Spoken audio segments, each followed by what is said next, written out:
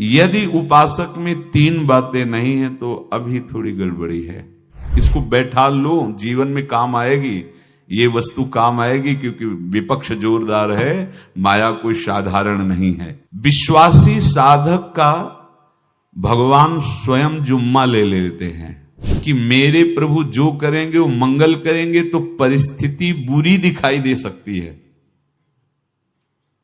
परिस्थिति भयावह दिखाई दे सकती कि अब तो सब गया, ऐसा लगेगा। लेकिन वो बहुत बड़े के हाथ में नियंत्रित है परिस्थिति। देखते देखते उस परिस्थिति का परिणाम निश्चिंत, निःशोक और निर्भय कर देने वाला हो जाएगा। साधन पथ पे हम इनको आदर्श मानकर चले तो बहुत जल्दी आनंद आ जाए। अब हमें किसी भी अड़चन से कोई भय नहीं, किसी भी अड़चन से भय नहीं। आप ये खिलवाड़ मत समझे, किसी भी अर्थ कोई तुम्हें नहीं रोक सकता आप श्री जी से मिलने के लिए। साधक 3 बातें आरंभ से देखे कि हमारे जीवन में आ रही हैं कि नहीं। पहली बात, भगवान पर पूर्ण श्रद्धा विश्वास। अनंत ब्रह्मांडों के स्वामी हैं, काल भी उनके अधीन है। डरना क्यों भाई, किस बात का डर लगना है? अगर डर है, भय है, तो अभी श्रद्धा विश्वास स्वामी में नहीं है। अगर हमें हृदय में कष्ट अपना प्रभाव पहुंचाना चाहता है तो जैसे कोई ठंडी से बहुत कांप रहा हो और माता दौड़कर आवे, अपने हृदय से लगा के अपने शरीर का ताप देकर उसकी ठंड को दूर कर दे, ऐसे प्रियाजू करती हैं, ऐसे प्रियालाल करते हैं। ये कहा कहो बड़ भाग, नित नित रति हरिवंश हित, नित बरधत अनुराग, यह जो कृपा हरिवंश की। ये आपनो भाग आपन मुख, कहा तुझ श्री हरिवंश बल, हरिवंश भरोसे भय निडर, सो नित गर्जत हरिवंश बल। देखा है, कष्टों की बौछार है, ऐसे जैसे ऊपर से वर्षा हो रही है, भगवान शेष फणों का छत्र, संवर्तक मेघ प्रलयंकारी वर्ष रहे, गिरिराज जी का छत्र। ऐसे भक्त को कृपा छत्र से हर समय सुरक्षित रखा जाता है। भक्त बनने के लिए कोई विशेष लायकात की आवश्यकता नहीं। मैं समस्त गुणों से हीन, पर मैं अपने प्रभु का, बस यही लायकात है। प्रभु की सिवा यदि आपका कोई अन्य आश्रय तो आपको धोखा लगेगा। नहीं तो सच्ची कह रहे हैं, इसी जन्म में निहाल हो जाओगे। एक बात केवल स्वीकार करो कि प्रभु के सिवा मेरा कोई नहीं है, और है भी नहीं। स्वीकार कर लोगे तो तुम्हें अनुभव में आने लगे। हम प्रतिपल देखते हैं, प्रतिपल, वो केवल अपनापन चाहते, केवल अपनापन, कोई दूसरा नहीं होना चाहिए। बस कहां बाहर तो देखो आप सब हमारे हो, अंदर से नहीं हो। अंदर से आप सब श्री जी के हो और हम आपके सेवक हैं। बाहर से आप गुरु मानो, जो भाव मानो, वो आपको श्री जी जाने। अंदर से हमारे आप श्री जी के जन हो और हम आपके सेवक हैं। बाहर से कुछ भी व्यवहार मानो, कोई बाहर से व्यवहार का कोई अस्तित्व तो नहीं, अंदर की बात का अस्तित्व होता है। आप सब हमारी स्वामिनी के परिकर हो, हम आपके दास हैं। बस इस बात से हमारा अपनापन आपसे है, नहीं श्री जी के सिवा किसी से कोई अपनापन नहीं। कि आप इसका प्रभाव समझिए। प्रभु को सिर्फ अपनापन चाहिए, सिर्फ अनन्यता। यदि उपासक में 3 बातें नहीं है तो अभी थोड़ी गड़बड़ी है। पहला, दृढ़ श्रद्धा विश्वास। दृढ़ श्रद्धा, अब नहीं, अब नहीं, अब नहीं, अब तो हाथ उठने का समय आ गया। अब क्या, अब नहीं, अब गाहक मत फंसाओ, बाजार बंद करो, हाथ उठा लो, चलो अपने घर चलो, समय आ गया, घर चलने का समय है। नहीं तो कलयुग अपनी बाजार ऐसी फैला देगा कि भूल जाओगे कि घर भी जाना है। दूसरी बात, जो गुरु ने भजन दिया उसमें तत्परता सच्ची मानिए। जीवन भर कभी इस प्रमाद को गुरु कृपा से आने का अवसर नहीं दिया गया कि चैन से सोए हों और चैन से खाए हों। पूरे जीवन में कभी सुविधाओं को स्वीकार नहीं हुआ, पर साधन मार्ग में कभी भी शिथिलता नहीं हुई, तत्परता ही।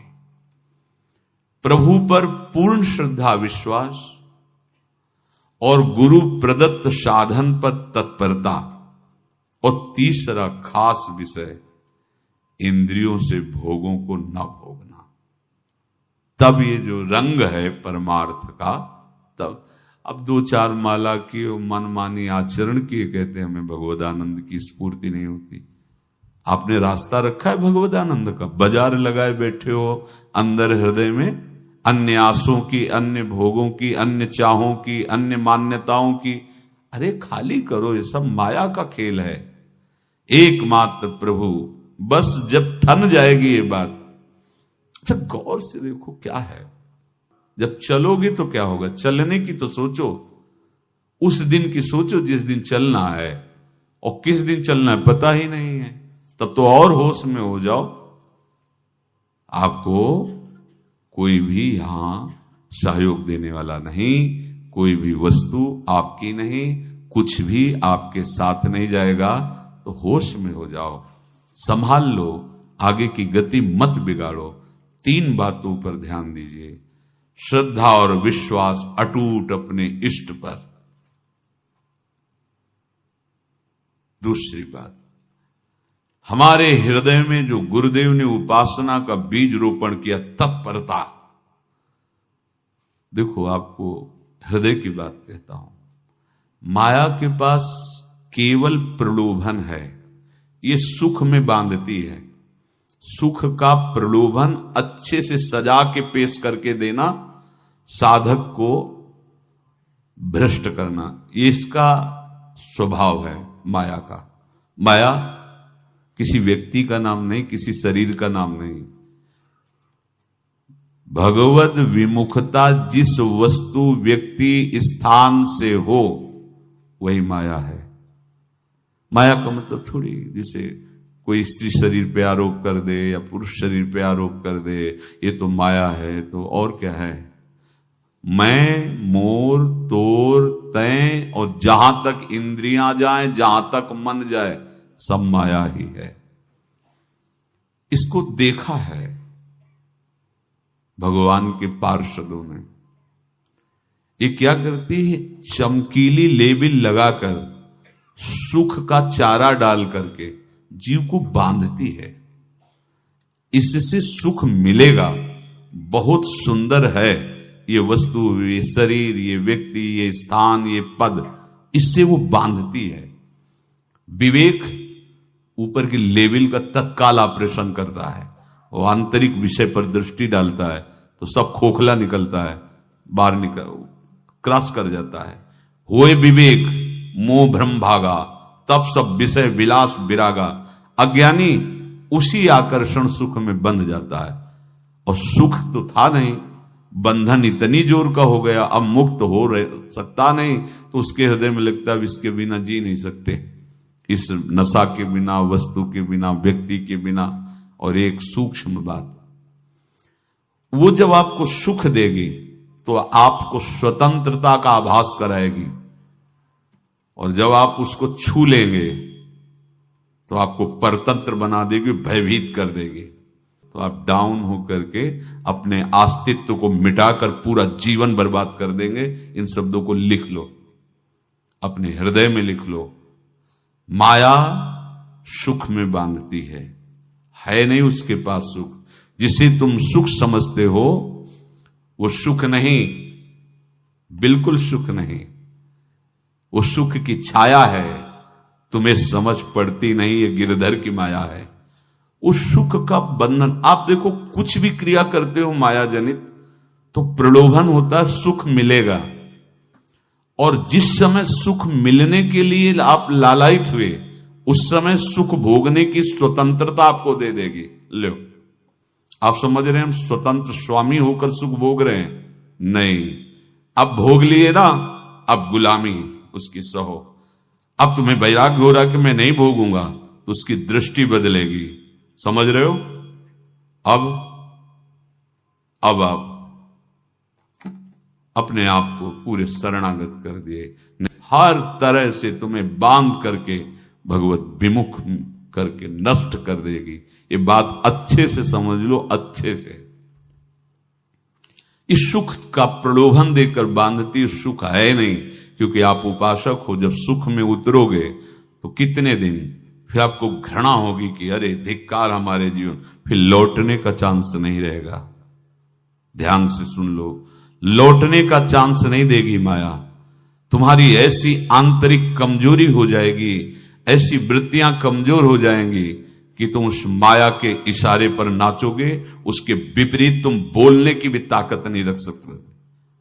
मान लीजिए, विषय चुगा जिन चुगे, कछुक चुगत सुख होए, फिर जो फांसी ऐसी लगे तेसम दुख न को। ये अनुभवी महापुरुष रसिक शेखर श्री ध्रुवदास जी महाराज कह रहे हैं। तो तीसरी बात का संयतेंद्रिय, दृढ़ श्रद्धा विश्वास भगवान पर, गुरु प्रदत्त प्रबल साधना में तत्परता, और इंद्रियों की गुलामी कभी स्वीकार न करना। जीवन में ध्यान रखा जाए, केवल प्राण पोषण शरीर के निर्वाह के लिए जो निरपेक्ष भाव से मिले उसे स्वीकार करो, अन्यथा ये प्रलोभन सुख का देकर माया तुम्हें बांध लेगी और फिर तुम्हें अधीन कर लेगी। कितने ऐसे मार्ग में उत्साहित होकर चलते हैं, पर गुरु कृपा पात्र ना होने के कारण, चतुर खिलाड़ी ना होने के कारण वो प्रलोभन में फंस जाते हैं। फंस गए तो फिर मछली का कांटा जानते हो, ऐसे अब वो चाहे जितना हिले डुले, वो कांटा नहीं निकल सकता। अब तो उसको मरना ही पड़ेगा। ये जन्म बर्बाद ना हो, आप सबसे प्रार्थना है। बहुत ही अपने घर की जैसी बात होती है। इसका कार्य है माया का सुख में बांधना, सुख के प्रलोभन से, और आपको सुख भोगने के लिए स्वतंत्रता देना। आप उस स्वतंत्रता से सुख भोगे कि न जाने कितने जन्मों की परतंत्रता तुमने स्वीकार कर ली। अगर इस रहस्य को जान जाओगे तो डरोगे। यही डरे डर हरिवंश ही। श्वास जैसे मनुष्य स्वाभाविक लेता है, खाते पीते सोते चलते उठते बैठते बात करते हंसते, सब अवस्थाओं में आप श्वास नहीं लेते, स्वाभाविक आ जा रही है। ऐसे ही श्वास प्रश्वास अपने आराध्य देव के स्मरण का अभ्यास बना लो। अभ्यास योग युक्त चेतसा नान्यगामिना। और जैसे तनिक भी श्वास रुकी तो घबराहट, बेचैनी, परेशानी आ जाती है, ऐसे ही श्वास प्रश्वास यदि नाम से खाली जाने लगे तो घबराहट, परेशानी, जलन पैदा होनी चाहिए। तब आप उपासक माने जाएंगे। क्या ऐसा हो रहा है? क्या हृदय की ऐसी स्थिति है तो धन्यवाद, नहीं है तो इसी की प्राप्त करने के लिए प्रियाजू ने हमें अपने मार्ग में घसीटा है, चाहे वो गृहस्थ हो चाहे वो विरक्त हो। यदि श्वास प्रश्वास में नाम न हुआ तो तुम्हें घबराहट होनी चाहिए। भोरी सखी जी कहते हैं कि मेरे जी में बड़ी घबराहट होती है, ऐसे वो जी घबरात। भोरी सखी जी कह रहे हैं, श्वास नाम दो बिलक चलत है, इनको भेद न मोको भावे। मुझे बहुत घबराहट पैदा हो रही। प्रियाजू से कह रहे हैं कि श्वास प्रश्वास में नाम का क्रम नहीं बन पा रहा, टूट रहा है, मुझे ऐसा अच्छा नहीं लग रहा। आप कृपा करो प्रियाजू, श्वास ही नाम, नाम ही श्वासा, नाम श्वास को भेद मिटावे। प्रियाजू ऐसी कृपा कर दो, श्वास प्रश्वास आपका नाम चलता रहे। ये बात प्रवचन ना मान करके जीवन मान लीजिए। जैसे हमारी श्वास प्रश्वास उठते बैठते चलते फिरते खाते पीते स्वाभाविक चलती है। हम ऐसा अभ्यास नाम का करें कि ऐसे चले, जैसे हमारी श्वास प्रश्वास रुकने लगे तो घबराहट बेचैनी प्राण व्याकुल हो जाते हैं, ऐसे ही श्वास प्रश्वास में यदि नाम रुकने लगे तो तद स्मरणेन परम व्याकुलतीत, घबराहट पैदा हो जाना चाहिए। नहीं होती तो अभी बहुत दूर नगरी, होती है तो अब निहाल हो गए हो, तुम चिंता मत करो। आगे का जो दिव्यात्मक स्वरूप है वो आना प्रारंभ हो जाएगा।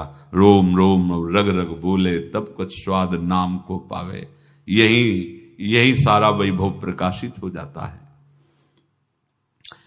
जहां तक हो सके किसी भी अनर्थ के हटाने का तुम प्रयास और चिंता मत करो। बहुत अनुभव की बात है।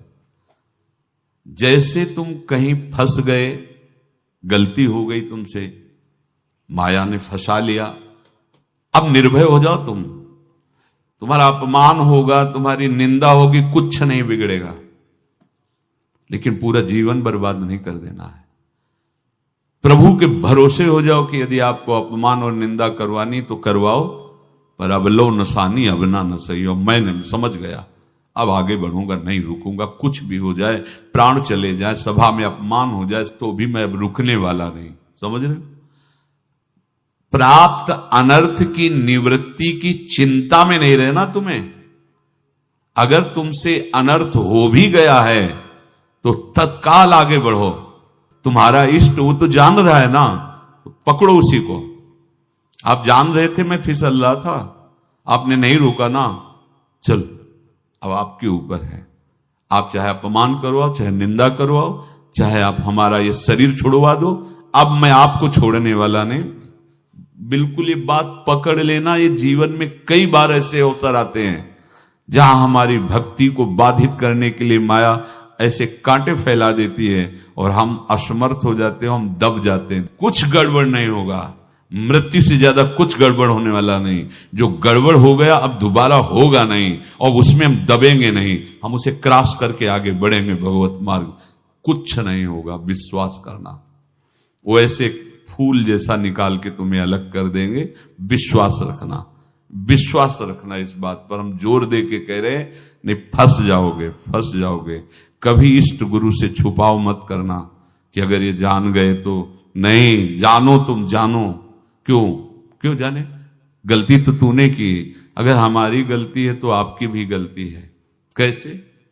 छोटा बालक जब गिरता है, मां दौड़ के उठाने जाती है ना, तो पहला रोष दृष्टि उसकी मां की होती है। अब तो उठा रहे हो, और जब गिरने जा रहे थे तब क्यों दृष्टि नहीं डाली? अगर पकड़ लेती तो गिरता ही क्यों नहीं?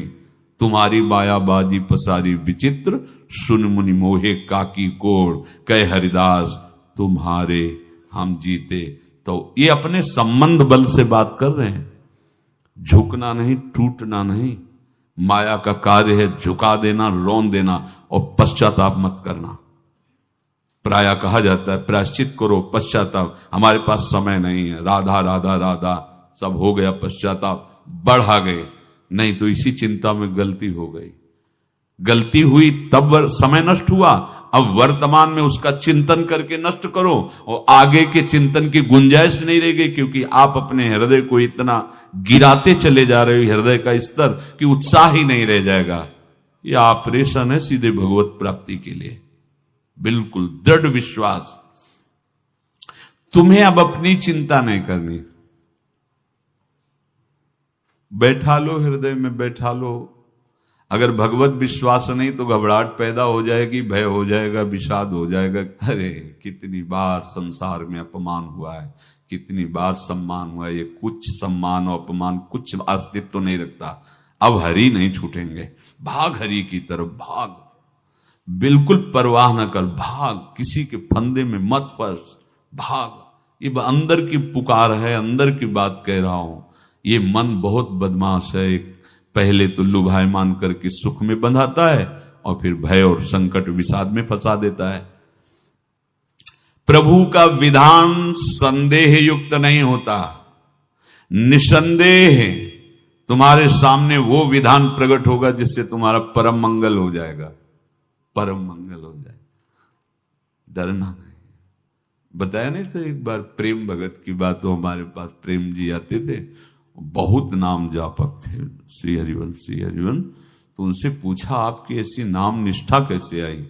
तो उनका गलती से नाम निष्ठा कैसे आती है? तो किसी पद के अधिकारी थे जिसमें किसी कानून के विरुद्ध उसमें दस्तखत कर देने से करोड़ों रुपया उनको प्राप्त होना था। तो रात्रि में ऑफिस में बुलवा के उन्होंने वो गलती कर दी, दस्तखत की। बड़े अधिकारी थे और वो उनको पता नहीं था कि वो षड्यंत्र है, और पहले से कैमरा रख दिया गया था, पूरा वीडियो लेते देते, बातचीत करते, दस्तखत करते, सब प्रमाण। तो सुबह जो उनकी आरती उतारी गई समाज में, तो बस घर वाले भी उनसे कि जैसे पुत्र थे पत्नी कि पिताजी पापा आपसे ऐसी आशा थी, मार दिया हम सब लोगों को आपने, कब हम लोगों ने धन की मांग की आपसे, आप इस अवस्था में ऐसा कर। तो घर से ये वचन और बाहर तो सब उपहास उनका, और उन्होंने निश्चय किया रात्रि में आत्महत्या कर लेंगे। कर्म बड़ा विचित्र होता है।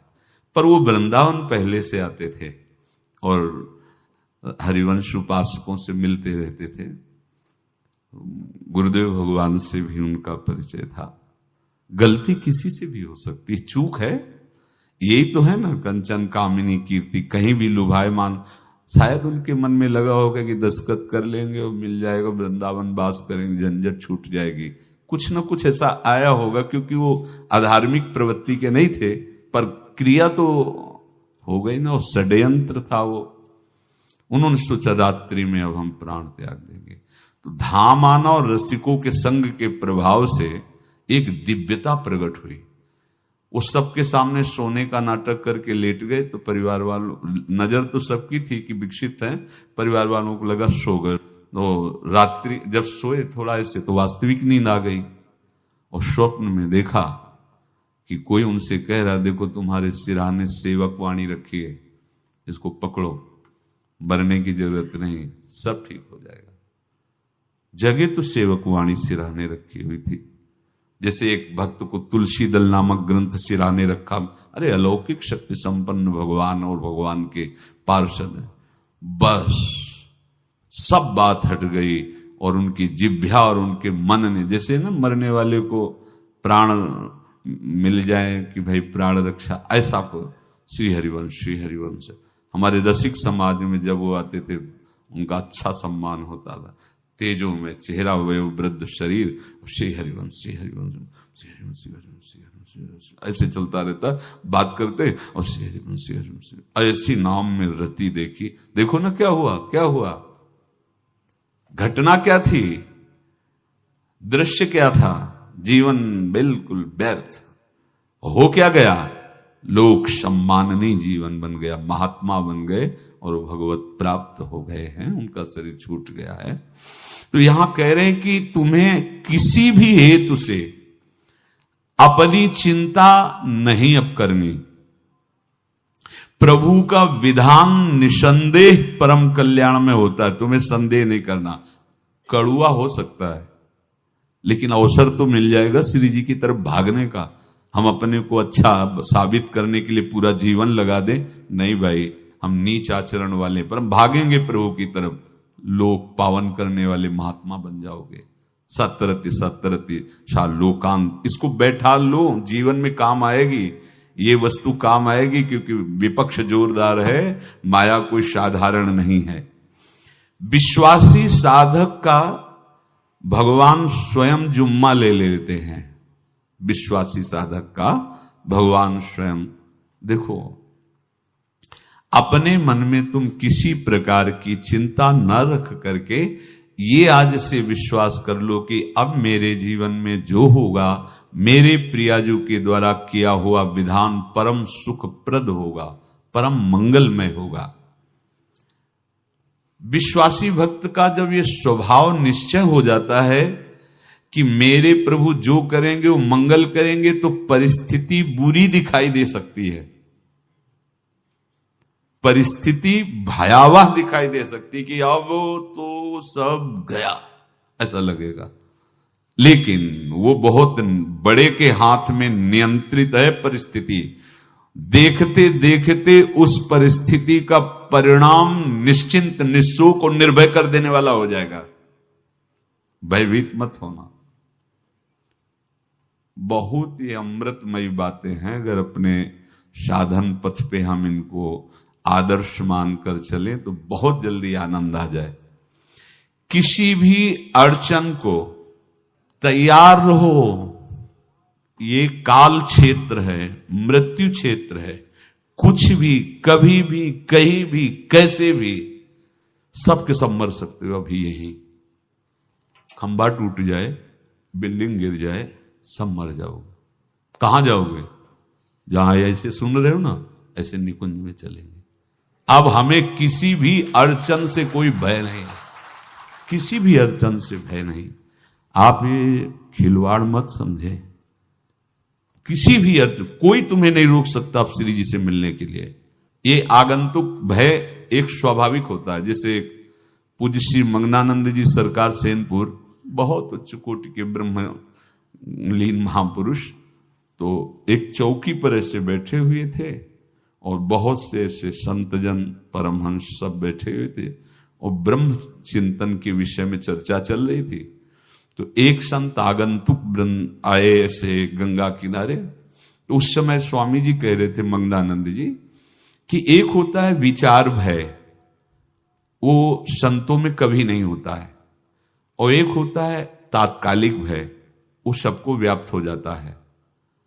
तो उन्होंने कहा कि स्वामी जी, वैसे हम आपका आदर करते, लेकिन इस बात पर हमारा मतलब मन नहीं बैठ पा रहा है कि जो ब्रह्म स्वरूप को जान गया उसको विचार भय तो होगा ही नहीं, लेकिन स्वाभाविक भय कैसा हो सकता है?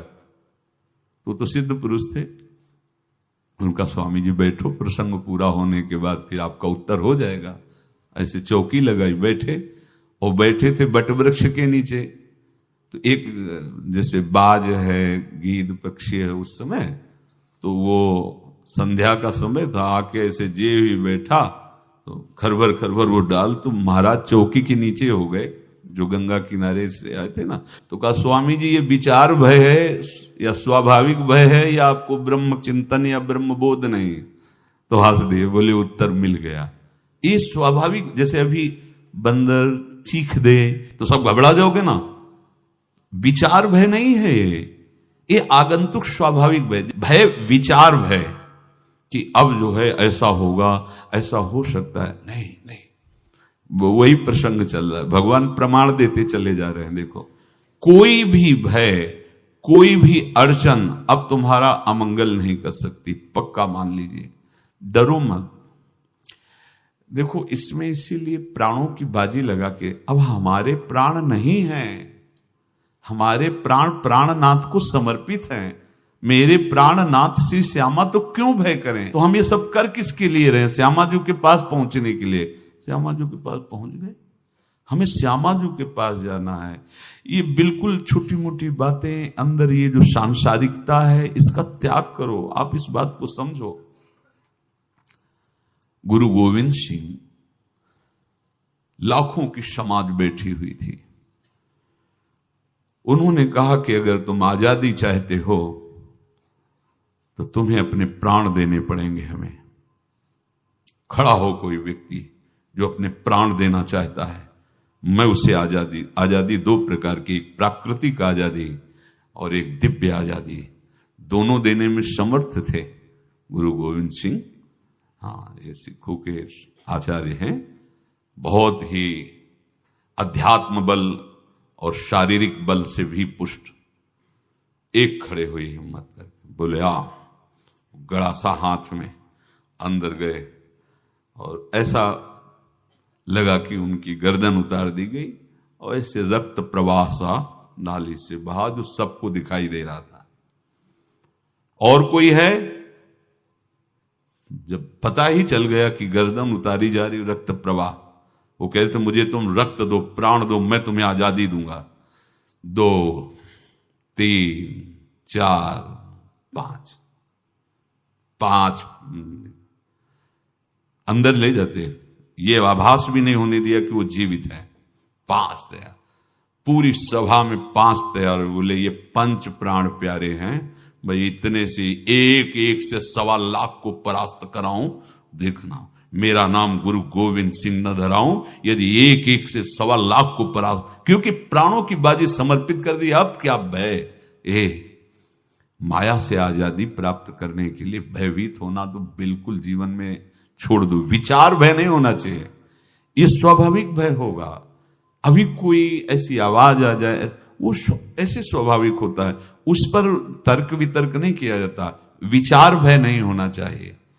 जानते हो तुम्हारा जीवन, तुम्हारे प्राण, तुम्हारा शरीर हरि को समर्पित है और हरि के अधीन काल है, कुछ नहीं हो सकता, और जो कुछ होगा वो परम मंगल होगा।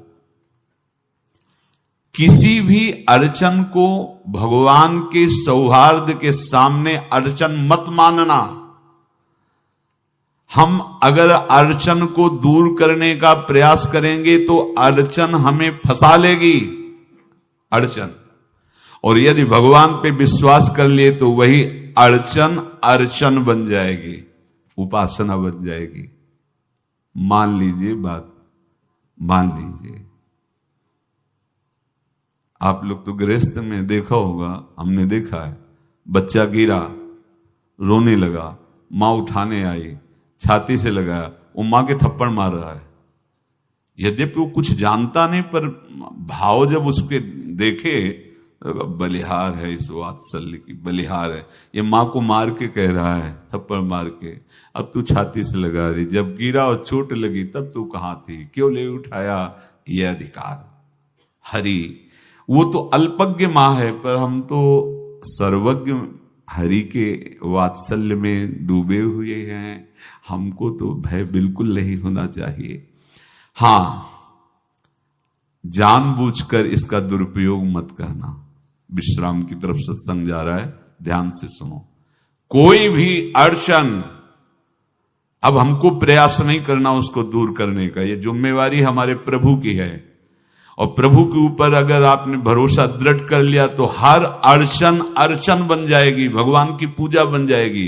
पर देखो, इस बात को लेकर के हमें अशुद्ध आचरण नहीं करना, गंदी बात पे नहीं उतर जाना कि आप बचा लेना जो भगवान हो, तो नहीं बचाएंगे, हम तुम्हें बता रहे। अगर उनको चैलेंज करोगे ना कि सत्संग में सुना है कि आप बचाते हो, बचा लेना भला, तो नहीं बचाएंगे। क्या करेंगे, डबल पिटाई करवाएंगे तुम्हारी, क्योंकि सुन के भी तुम मनमानी कर रहे हो ना, और जब पीटोगे फिर रोगे तो फिर बचा लेंगे। ये लीला बिहारी गुरु हैं, बहुत करुणामय, इनसे उल्टा मत खेलना, नहीं तो अगर ये उल्टा खेलने लगे तो तुम पहचान ही नहीं पाओगे। कह रहे हैं अपने आचरण को जानबूझकर अशुद्ध ना करो, तुम्हारी सारी बुराइयों की जिम्मेवारी हरि ले लेंगे। शब्द पर ध्यान दीजिए, जानबूझकर तुम अपनी बुराइयों का प्रयोग मत करो, तुम्हारे में जो बुराई है वो श्री हरि स्वयं स्वीकार कर लेंगे, वो ठीक है। जैसे आग में मल पड़े या चंदन या लोहा पड़े या लकड़ी, आग सबको अपना रूप दे देती है, ऐसे हर बुराई हरि में जाके परम सद्गुण बन जाती है। हम जितना अपने आप को अच्छा बनाने का प्रयास करेंगे, ये संसारियों के समझ में नहीं आएगा, परमार्थ के पथिकों के लिए बात है, और यही विश्राम हो जाएगा। हम अपने आप को जितना अच्छा और बड़ा बनाने की कोशिश करेंगे, उतना ही हमारा प्रयत्न हमको नीचा गिरा देगा। यदि हम अपने को भगवान के आश्रित कर करके उनके नाम का जप और उनकी आज्ञा पे चले तो इतने अच्छे बन जाओगे, बिस्तरे सब जग बिमल कीरति साधु संगति नाटर है। इतने महान बन जाओगे कि विश्व आत्मा भगवान जब हृदय से लगा लिए तो जा पर कृपा राम की हुई, ता पर कृपा करे सब कोई।